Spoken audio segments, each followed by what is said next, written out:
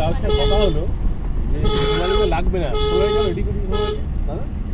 সোনালি নিজেই রেডি হয়ে গেছে, আমরা কিছু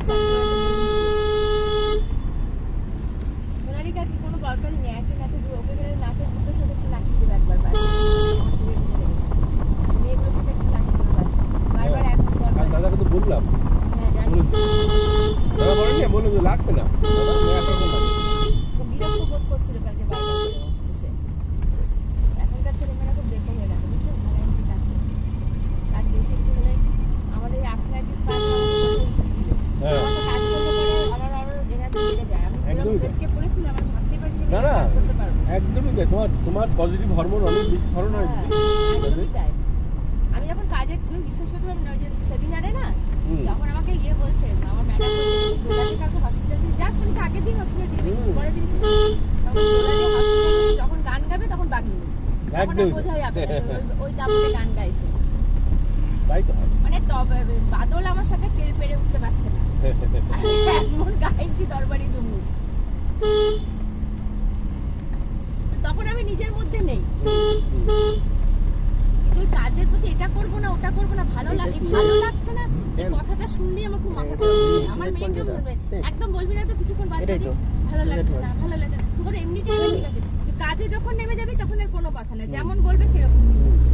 তার একটা চিন্তা ভাবনা আছে, সেটা নিয়েই তো ভাবছি, ভেবে বলছে এটা করতে হবে, এটা করতে হবে। এবার আমি পাহাড়ে যেতে বলো কি মাটিতে ঘুরতে বলো, যেতে হবে, সেই বোনাস স্কিলটা রাখতে হবে।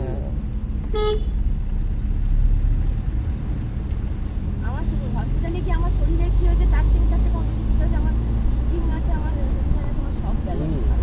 বললাম না আমি হসপিটালে গিয়ে তখন আমার এমন অবস্থা, আমি তখন ডাক্তারকে বলছি আমার 15 তারিখের মধ্যে 25-এর মধ্যে কিন্তু ছেড়ে দেয়,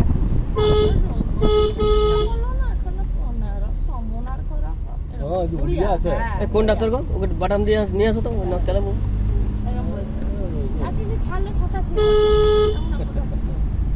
রাগ ছিল না, যতবার এসে আমি এক কথাই বলছি যে আপনি এত কিছু ট্রিটমেন্ট করতে পারছেন, এমনি অ্যান্টিবায়োটিক তো দিয়েছেন, আমি বাড়িতে গিয়ে ওটাই কন্টিনিউ করবো, ঠিক হয়ে যাবে। সে দেবেই না, তো বিল করতে পারবে না, না না, ওদের কোটা থাকে তো, 7 দিন একটা জ্বরে রেখে দিই, ওদের একটা কোটা থাকে, লাক্ষানিক দাবার আর যা সরকার থেকে তারা আমাকে যা টেস্ট করি 7,000 টাকা টেস্ট বাইরে থেকে করে নিচ্ছে, ওই টেস্টগুলোকে ডবল করে করালো একই দিনে, জানো, একই দিনে করালো। ডেঙ্গু ম্যালেরিয়া সব করে নিয়ে হোয়াটসঅ্যাপে রিপোর্ট দিয়ে গেছি সেই দিনই। জ্বরে 1,60,000 টাকা বিল করেছে। দাদা বললো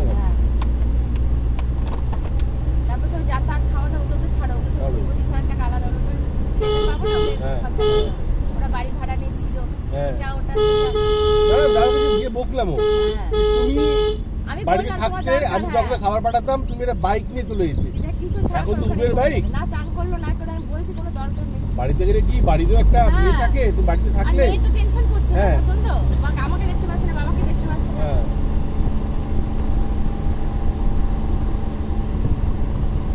এই যে কোভিডের পরে আমাদের শরীরটা হলো না, সবার খাওয়া যাচ্ছে না, আমি না পিঙ্কি হয়েছে, পিঙ্কিতে হাসপাতালে ভর্তি হয়নি, হ্যাঁ সেটাই তো বলি তো, শরীরে পুরো বিষ ঢুকে দিয়েছে। হ্যাঁ আমাকে বললো রাতে আমি সকালে ভর্তি হয়ে যাবো, তখন সকালে যখন ভর্তি হয়ে গেছে একটু কমেছে, বললো না ঠিক আছে। আমার এখন